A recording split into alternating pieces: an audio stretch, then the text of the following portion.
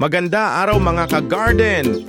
Welcome sa ating channel, Juan Organic Gardening. Update ko lang ang aking tanim na mulberry sa rooftop. Sa container lang ito nakatanim. Mukhang healthy naman sila at malulusog ang mga dahon. Subaybayan natin ang kanilang paglaki.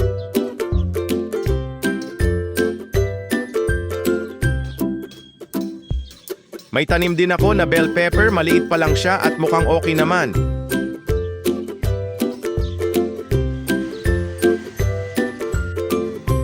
May tanim din ako na kamatis, itinanim ko siya noong nakaraang linggo. Ang buto nito ay nagmula sa hinog na kamatis. Mukhang naparami yata ang tanim ko na kamatis.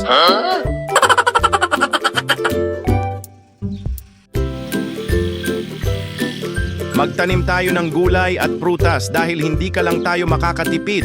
Maganda rin ito sa ating kalusugan. Ito po si Juan Organic Gardening na nagsasabing kapag may itinanim ay may aanihin.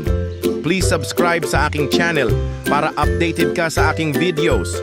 Maraming salamat mga ka-garden!